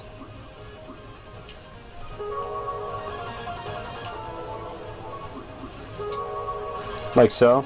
It should be noted that there's always a border around the screen. This is technically the full screen mode I have activated right here, and there is no absolute full screen mode. This is as large as it gets. But there is a smaller screen mode.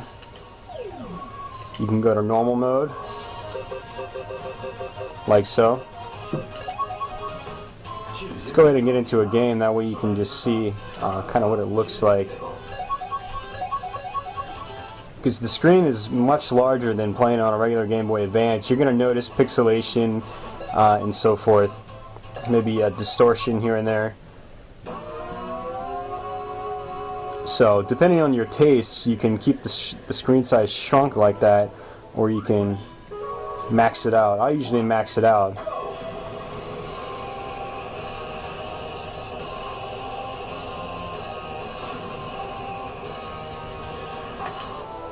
So, right here you can set your controls.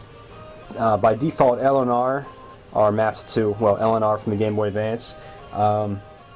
Start and select are mapped to Y and X, and then of course A and B are mapped to A and B.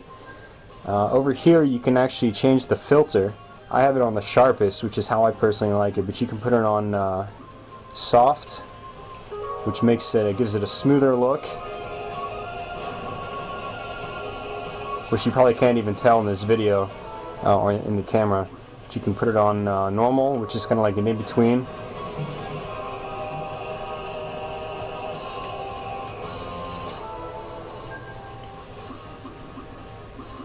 Lastly, I have a timer. I don't honestly know what that does. I've never used it, but I think if you set it,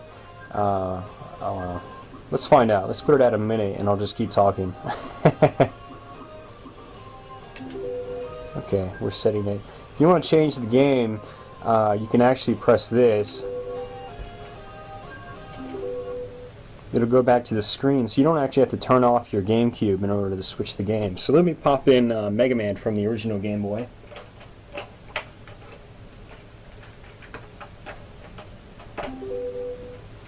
It automatically loads it up. And this is a classic Game Boy game, so... And of course, I believe it works just like a regular Game Boy game played in a Game Boy Advance. You press L, it stretches it, like so.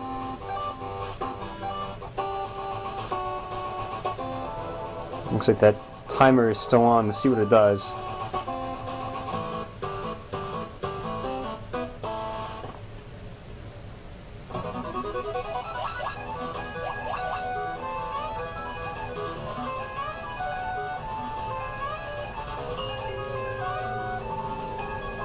Time has expired. Alright. Cool.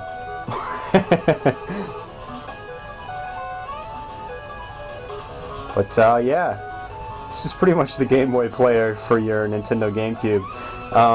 This isn't the first device that's ever let you play Game Boy games on a TV. For one, there's the Super Game Boy back in the day for the Super Nintendo, pretty well known. But even when the Game Boy Advance came out, there was a way to play games from your GBA on your TV by buying an attachment, and by cracking open the back side of your system, you could attach a device that will let you play your games on your TV right from your Game Boy Advance. And I personally had that. It was by Innovation. They're one of the companies that made them, and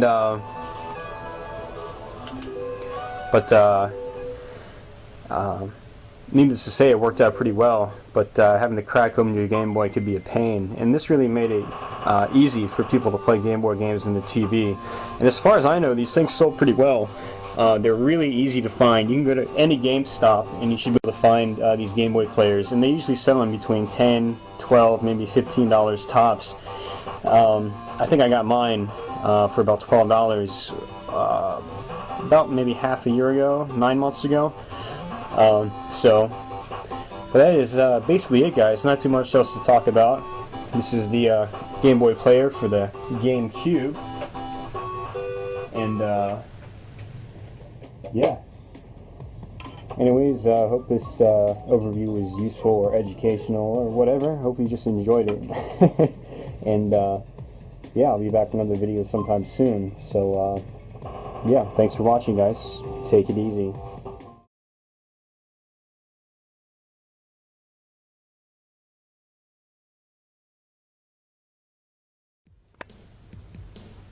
What's up, guys? Austin here. I'm going to show you a little bit of the Atari Flashback 2, which was a sort of an Atari re-release all-in-one console. It did not have a cartridge port on it, but it had about 40 games built in, plus maybe a couple of hidden ones that you can unlock. It was a really cool little system. It came out at about $30 or $40, and generally had some pretty good games in it. It recreated the original Atari joysticks, which was pretty cool. And the console itself was very tiny. Yeah, here's pretty much your box. Again, this one came out in 2005. It is the second in line of the Flashback consoles. There was a recently released, as of a month or two ago of recording this video, a Flashback 2 Plus, which had some different games in it as well. And you can currently order that one online. It's currently not available in stores. Yeah, this is what it looked like. And it kind of has a slightly old school box design in that you can just flip it up from the bottom and open it like so. It comes with a plastic shielding cover over everything inside of it, but there's your manual, there's your system. It's not very big at all. There's my one hand spread out, and it's about, well, shoot, not even 9 inches long. That's how small the system is. It comes with 2 controllers, joysticks, AC adapter. Anyways, let me go ahead and take this apart and kind of show you what it's like. Alright, here's everything unpacked. I actually really dig the packaging on this system. For one, it opens up like an old school or early 80s game console. But also it comes with this plastic holder for everything. Everything's stored, you know, nice and well. It has its own cutouts for every accessory, so these things are really easy to store after you're done using them if you're a collector. Also, it has the little plastic cover, and so if you want to just say show it to your friends without actually busting it out, you can just open the box, and there you got the cover on top of everything, which is pretty cool. Here's the system. Again, I told you it's nice and small. One thing I noticed is that the video cables are hardwired into the system. So, much like an old Atari system, you're going to want to be really careful with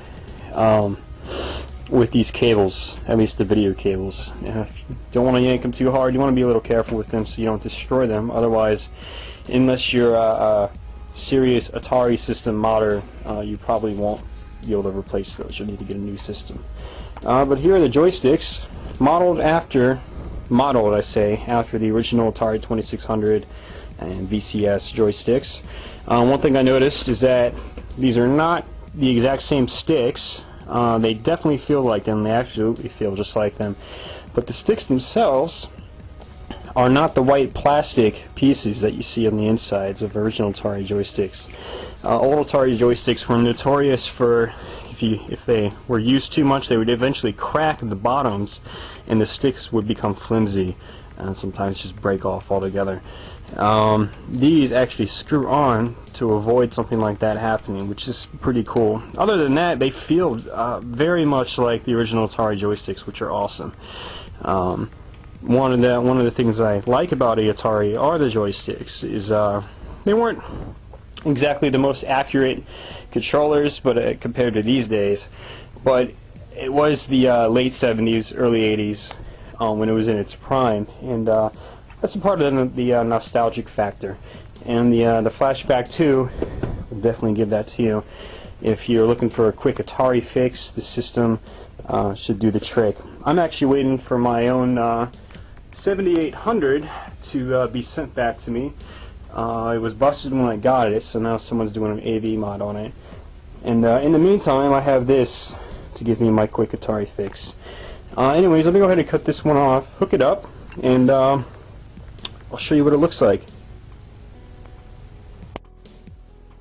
Alright, here we go. I've got it hooked up now, ready to go. One thing I wanted to note before I turn it on is that it seems like the controller ports are actually upside down, or they're actually reversed the way they are in a real Atari. At least I think that's how it is. It's been a long time since I've had an original 2600, probably at least 10 years now. I think I sold mine probably back in 2000, and just started to use the 7800 solely to play 2600 games. But that's one thing to note. The power cord comes off this end right here, and it's also got a black and white TV switch, which is kind of funny. Anyways, let's go ahead and turn it on. Pops up with this basic startup screen. Got a couple different options here. You've got the adventure territory, which consists of pretty much adventure games. Let me get farther down here. You got adventure, and then you've got the homebrew remake Adventure 2, Haunted House, and then Return to Haunted House, which I believe is a mod on Adventure, Secret Quest, Wizard, and I'm going to go back to the main menu. I'm going to show you every game that's on here. Arcade Favorites is self-explanatory. It's Arcade Asteroids, Arcade Pong, Asteroids Deluxe, Centipede, Lunar Lander, Millipede, Missile Command, Space Duel, Battlezone. And these are all Atari 2600 versions, and if some of them are remakes or homebrews specifically for this, they are the 2600 homebrews. There's Caverns of Mars, Quadron Saboteur, Space War, Yar's Revenge, Yar's Return and Yar's Revenge, Skill and Action Zone, 3D Tic-Tac-Toe, Aquaventure, Atari Climber, Combat, Combat 2, Dodge'em, Fatal Run, Frog Pond, Hangman, Human Cannonball, Maze Craze, Off the Wall, Outlaw, the classic Pitfall, Radar Look, River Raid, Save Mary, Video Checkers, Video Chess. And that's it. That's pretty much all the games on here. And as far as I know, there are a couple unlockables as well. Anyways, let me go ahead and just do something I can play with one hand. So, I was going to say Pitfall, but I don't think I can play that with one hand. I can try, but...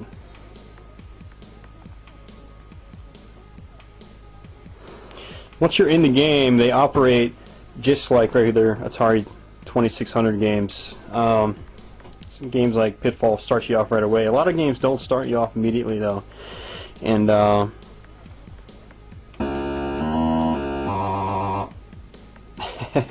lot of games don't start you off immediately. And in that case, you have to hit the reset button just like you would on the original Atari 2600.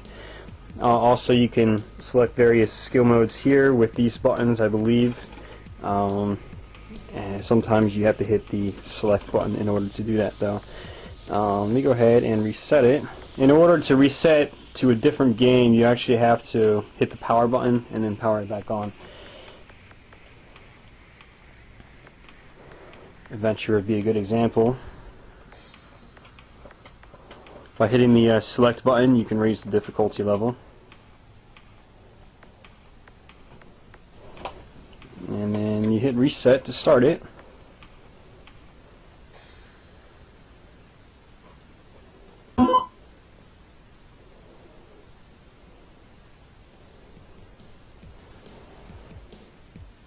So yeah, guys, it's pretty much the Atari Flashback 2. It's a nice little cheap all-in-one system if you're looking to get a quick Atari fix. It has some good games built into it. And unlike the Flashback 2 Plus, this one actually has some licensed games, such as Pitfall, River Raid, and etc. The new Flashback 2 Plus that has been recently made available, apparently the only games on it are actual Atari games, or games owned by Atari, to avoid licensing fees and to be able to make the product available to you cheaper. Hopefully that one will be available in stores soon. Currently, this model of Flashback 2, the original Flashback 2, is not available in stores anymore. You have to find one used, but they're really cheap. I think I got mine for about $25 after shipping, if that puts it into perspective for you. So definitely worth the price, and they're pretty common these days. You could go check them out on eBay. The joysticks themselves feel just like old Atari joysticks, so if you're looking for a quick nostalgic trip, this is a really cool little system to have. One last note before I close out here.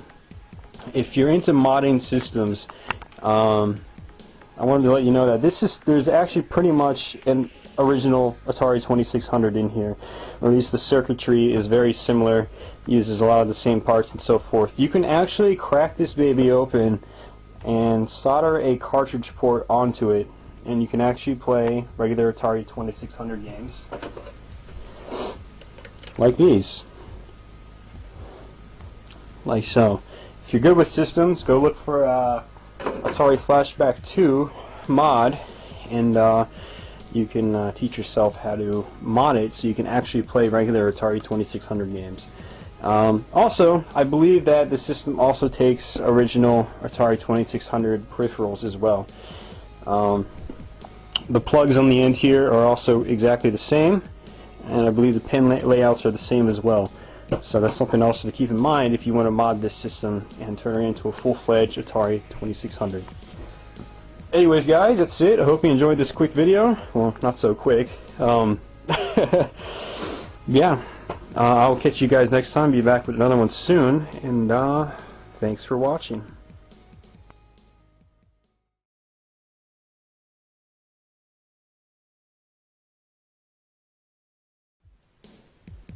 What's up, guys? Austin here. Going to show you a little bit of the FC3 Plus. It's another FC clone and multi-in-one system by Yobo.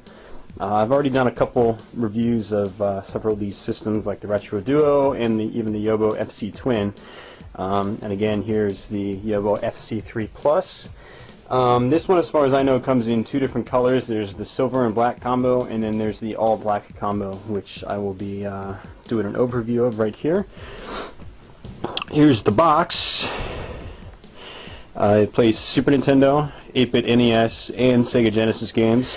It also plays this thing called G Factor, which I did a little research on, and apparently G Factor was kind of a Yobo, apparently 5-in-1 cart or system. I don't know the exact details, but there were 5 games that I think they made and stuck on one cartridge, and that's what G Factor is.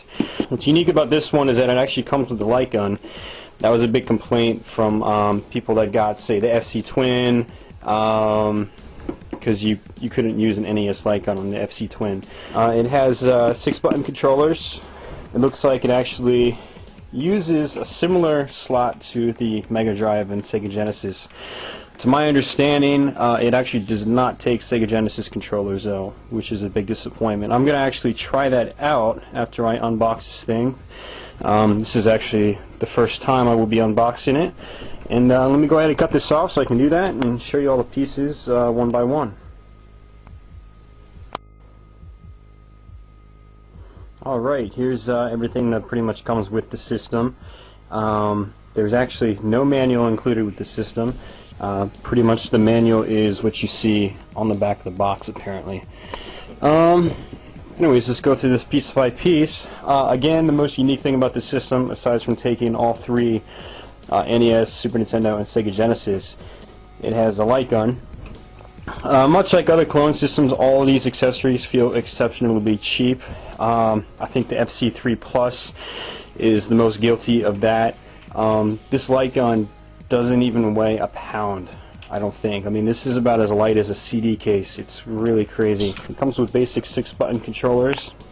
And these are also exceptionally plasticky, even more so than anything that you'd get with, say, the Retro Duo or even the Yobo's own FC Twin. However, the nice thing about these is that they have floating D-pads now, whereas the FC Twins and the Retro Duos had, well, non-floating D-pads and were prone to screwing up by default. And hopefully this actually works a lot better. It feels much better already. Here's your system, like so. It's actually a pretty cool looking system. It's definitely the best part of the package. I actually like how it looks. There are your controller ports. But anyways, it's got your NES slots at the top, your Genesis slots in the middle, and then your Super Nintendo slots on the side, or not the side, the bottom. Here's the back of the system. General RCA jacks, and it's got an AC port. It's got this switch here though that is not explained in the box. It says O and J, and you can flip it one to the other. Yeah, that's your basic system. One of the cooler things about this compared to other clone systems is that it's got its own separate power and reset buttons. And if you want to switch a different system, you flick this switch over, which is pretty cool. So most other dual systems will have the console selector on the power button itself, and usually the power button will slide like that selector does. So that's kind of cool.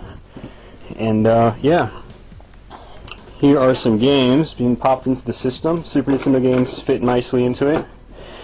And unlike, say, the FC Twin and Retro Bits Retro Duo, these games actually come out nice and easily, which is a big bonus. So, like, I could even get that out one-handed, which I couldn't do on the FC Twin or the Retro Duo. Also, here's a Mega Drive game. These carts are a little bit bigger than regular Genesis carts, but guess what? They fit perfectly. I'm not sure if there's any kind of lockout. I highly doubt it, so these should work fine. I don't have any Famicom or Super Famicom games to test, so I can't guarantee if those work on it or not. Anyways, let me go ahead and turn this off and hook this thing up and play it for a few minutes, and I'll give you some of my first-hand impressions. Alright.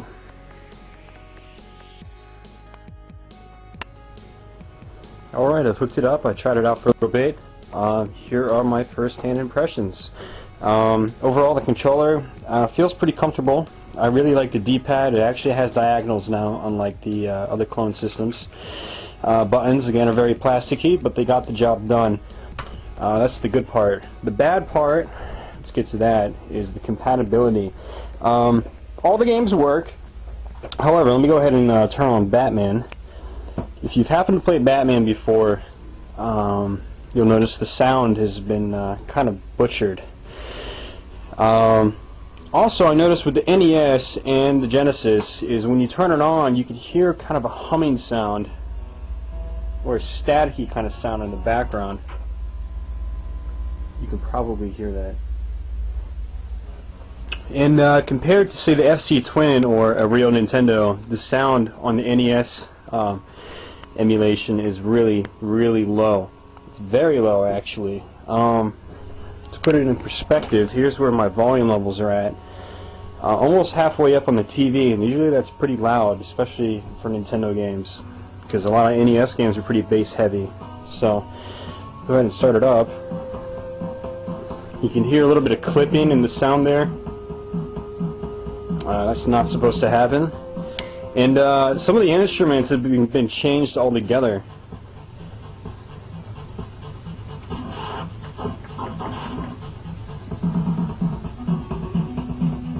Like that lead line right there is supposed to be much higher pitched.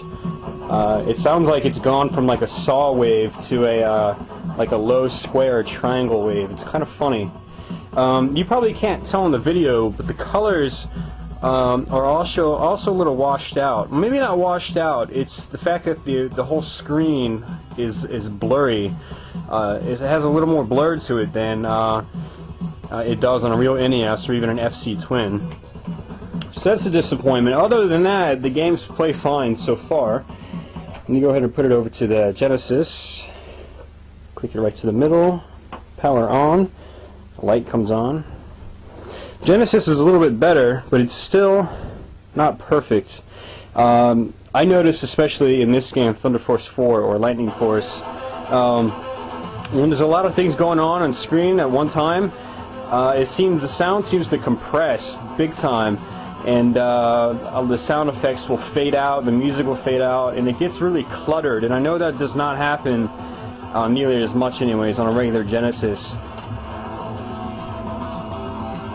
Also, there doesn't seem to be nearly as much bass as there used to be on a regular Genesis. So, again, the visuals are a little blurry compared to a regular Genesis as well. Considering these are using RCA cables, I figured the picture would be a little bit better, or at least just as good as, say, a Genesis 2. So, Let me go ahead and cut that off, flip it over, and do Super Nintendo. Now the funny thing about this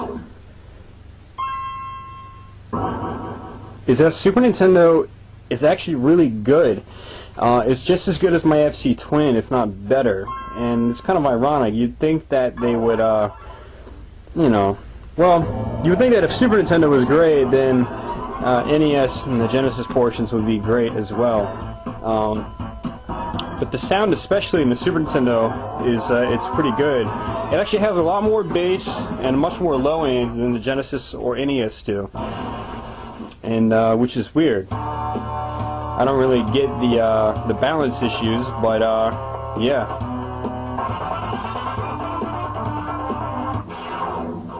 So overall, Super Nintendo is pretty good. It's definitely the best of the bunch. But unfortunately, if you're looking to buy this just for SNES, you're forced to use the 6-button controllers here. And while they get the job done, if you're just going to be playing SNES, you might as well just pick up a regular clone system that are SNES controller compatible. Overall, I can't recommend this, honestly. These things cost in between $50 and $60 due to the kind of weird sound and graphic compatibilities in the Genesis and NES. I would recommend just getting a standard dual console, especially if you're looking to just play NES and Super Nintendo. Get an FC Twin. But always your best bet is just getting original consoles, which aren't very expensive these days if you're not trying to collect and have them complete with the boxes and instructions. Unfortunately, I was not able to test out the light gun because I do not have Duck Hunt. I meant to pick it up at the store I was at earlier, and I completely forgot to. I went ahead, got the system, I bought Lightning Force, and completely forgot to get Duck Hunt. So, anyways guys, yeah, that's it. I hope you enjoyed this video and it was helpful and or educational to you. If you want more details, just look these things up online. Do a quick search on Google and you'll be able to find probably compatibility lists and so forth. I can't imagine they would be any less compatible than, say, an FC Twin. So, but yeah, that's it. FC3 Plus. Yeah, I'll catch you guys next time. Thanks for watching.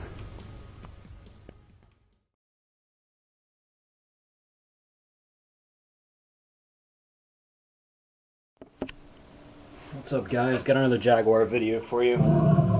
This time it's Pitfall, the Mayan adventure on the Atari Jaguar. Another port of a 16-bit game that came out a little bit before it. Like some ports of the Jaguar, it wasn't perfect, but it's got its perks. It also has its downfalls compared to the other versions that are available. Again, yet another game by Magitech Design. They did a lot of stuff on the Jaguar.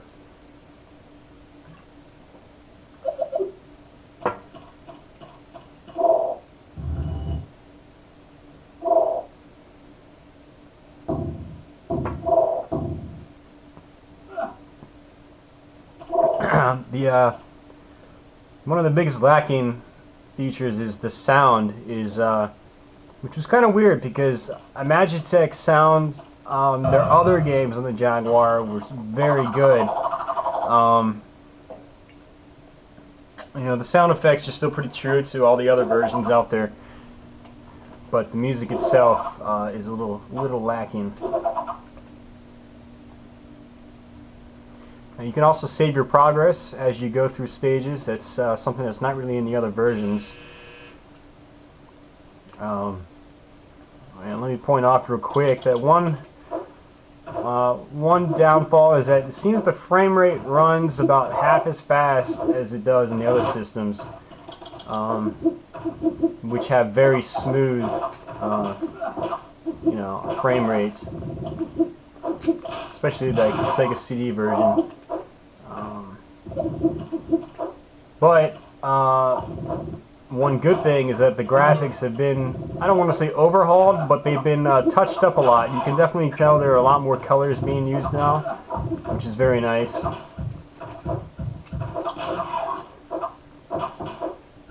some reason music's not playing. Hold on. Ah, that's why. most Jaguar games, you could hit pause and then turn up your volume.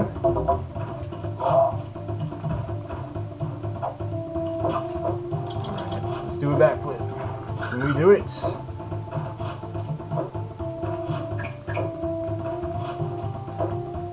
No, I forgot how to do it. You can actually kickflip off the wall.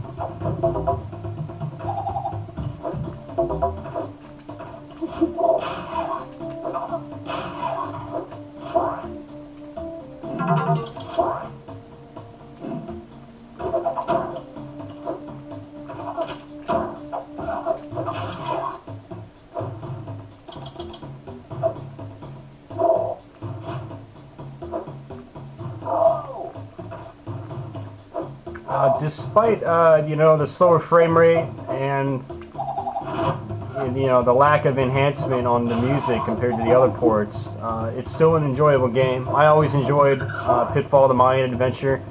Thought it was a great homage to the old Pitfall games, especially since it had the original Pitfall built into it, which is another bonus, which you also find in this version.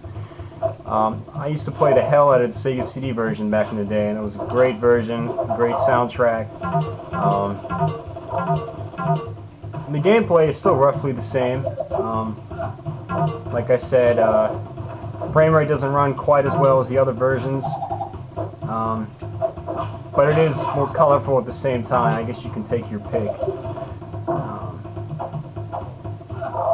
I prefer the smoother frame rate and better sounds, but it's still not a bad port. It's still an enjoyable game regardless.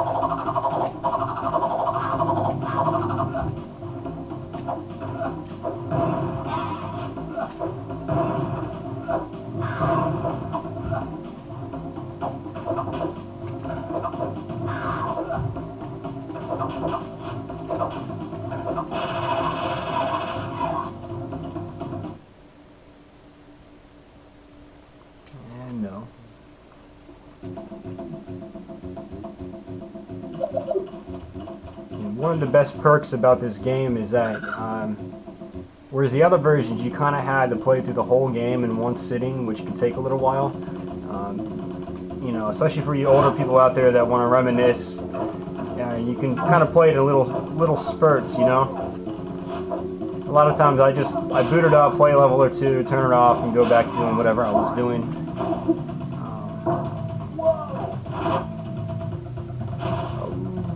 Alright, I'm going to reset it. I'm going to load up my save file, see where I'm at.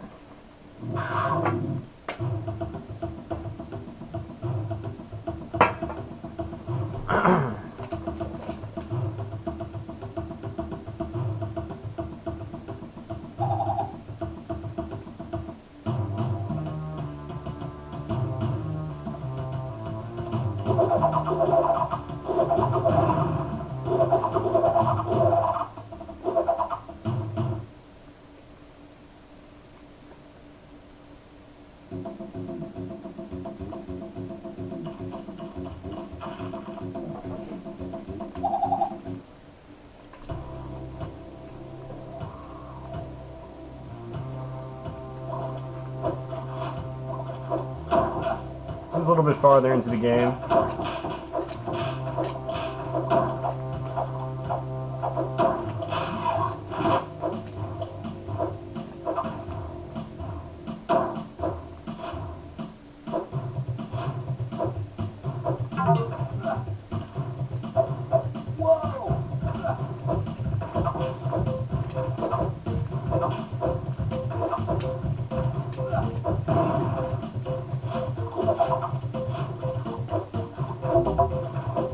press the option key, you can switch through other special weapons with limited ammo. They're very useful.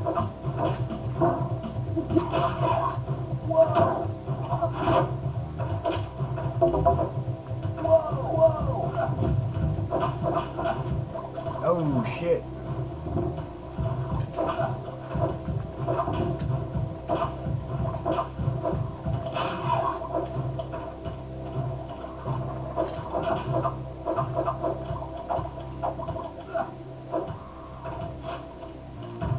I always love that.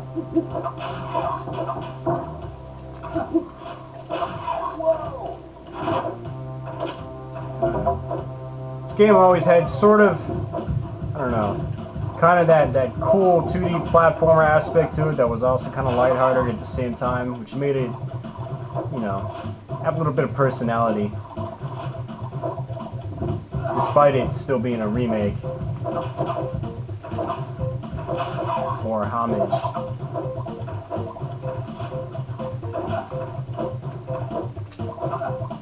I did it again.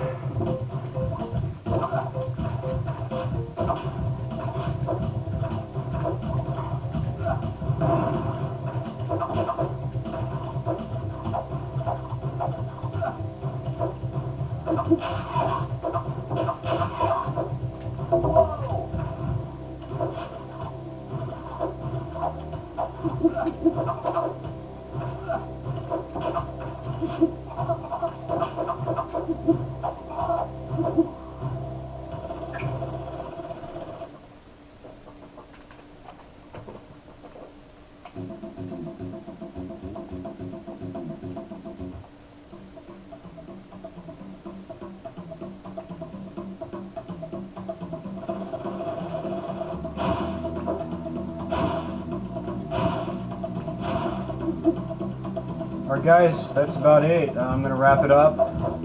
I hope you enjoyed as usual. I'll catch you next time.